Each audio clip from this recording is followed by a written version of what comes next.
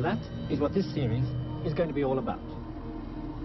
The story of the events and the people who, over centuries, came together to bring us in from the cold and to wrap us in a warm blanket of technology is a matter of vital importance.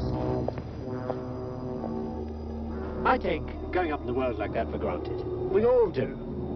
And as the years of the 20th century have gone by, the things we take for granted have multiplied way beyond the ability of any individual to understand in a lifetime.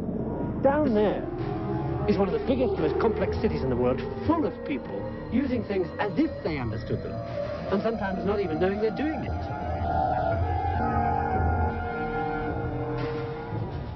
New York City, like all the other major high-density population centers scattered across the earth, is a technology island.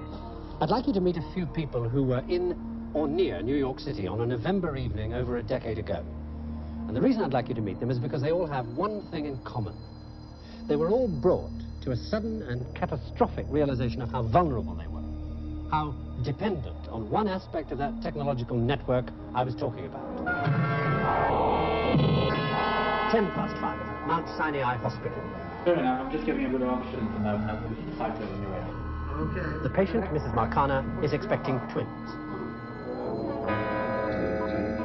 5:15 at Kennedy Airport.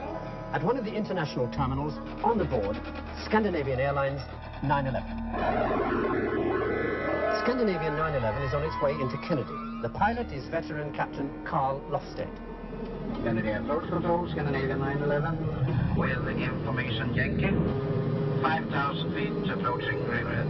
Scandinavian 911, roger. Park Deer Park on 221 radio vector final. Runway 4 right ILS. Please fasten your seatbelts. Runway lights at 2 o'clock. Okay, I see you. With the next contraction, dear, you'll take a deep breath and push real hard, okay? I think one is about to start. Take a deep breath and push real hard. Okay, push. At Mount Sinai Hospital, Mrs. Marcana is in labor. Okay, fair. I think you can put her to sleep now. Fair enough. The anesthetic being used at the time is a mixture of gases, including one called cyclopropane. It's potentially explosive, but everybody knows that. Okay, we got a baby. It's now exactly 16 minutes and 10 seconds past 5. That's where this comes in. It's a relay, and its job is to detect changes in power going onto a transmission line. These up here. Power flows north along these lines, and on the particular evening in question, this relay detected an increase in power on one of those lines that was above a preset limit. When that happened, magnets set around this metal cup caused it to rotate, and that brought this arm to make a contact like this. That contact was made on the evening of November the 9th, 1965, at 16 minutes and 11 seconds past 5.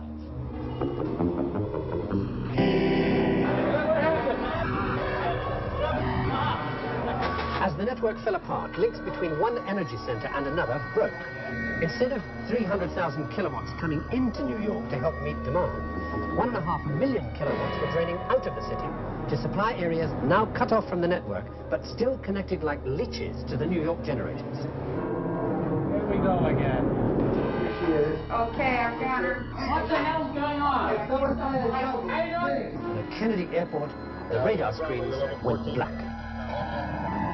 And Flight 911 was in trouble. Roland, I got flight warning. Switch number 2 to the ILS. Okay? You know, I have some candles. I like them. This abnormal business of actually talking to anybody on the subway caught on briefly all over New York. Let's put some light on the situation. My birthday anyway. Anybody feel like singing happy birthday to Make a happy situation out of a terrible one. My name? Louise? Happy birthday to you. Happy birthday to you. Happy birthday. But while this journey had taken on a meaning nobody expected, so too, at the hospital, had Mrs. Marcana's delivery of twins, thanks to the anesthetic. There was then a general scurry around to find flashlights, and I immediately commandeered one so I could see what was happening. And Niels, check the radio. Kennedy Approach Control, Scandinavian 911, the INS went US. I've got some wine. What do you need? That is a cake.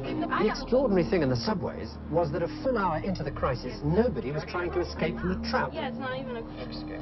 Would it be cricket to put one in the air? Yeah. Okay. Now, we needed the knife. I'm following. All right. Well, the baby was delivered without the lights because you didn't need the lights for the delivery. That's manipulative. Remember, you're reaching up into the uterus, grabbing a foot, which is strictly by feel. You rupture the membranes and you bring the foot down. The second baby was vigorous, and we repaired the piece. You're such a pretty girl. Yeah. Kennedy approach side, Scandinavian 911. Captain Lusted had only a few seconds left to make his decision. He was at 2,000 feet, past the airport, and heading straight for Manhattan in the darkness. There was only one thing he could do.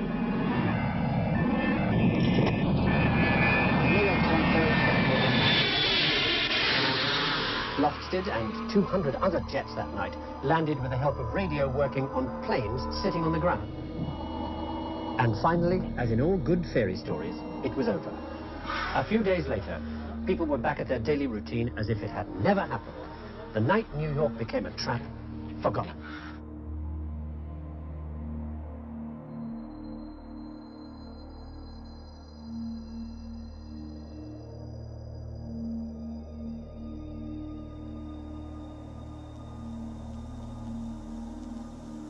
For this woman, the compulsory sheltering and feeding of an extra 8 people.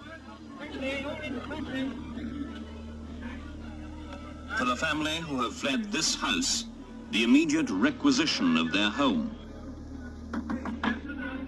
For this man, perhaps imprisonment if he refuses to bill it. 8, I'm not having 8. Sorry, sir, you've got to take 8. I don't mind 2, I'm not having 8. I've got enough food in there for it. Don't argue. It's nothing to do that under the emergency regulations, with 4 rooms in the kitchen, the horse take 8 people. Bloody hell. In a recent mock NATO battle in Europe, using only tactical nuclear weapons and described as a limited engagement, it was estimated that over 2 million non-combatants would have been fatally or seriously injured. David Edward Thornley, age 37, general practitioner in medicine, now on the staff of one of a series of emergency medical aid units being established in preparation for a nuclear strike. Time, 9:11 a.m., September the 18th. Dr. Thornley stops to make an emergency call. Berwick Street, Canterbury.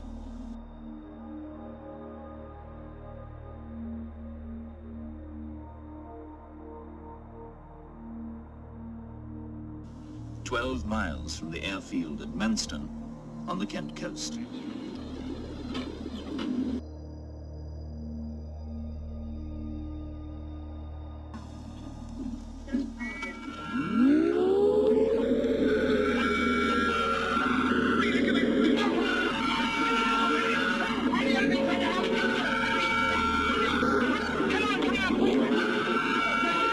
This family couldn't afford to build themselves a refuge. This could be the way the last 2 minutes of peace in Britain would look.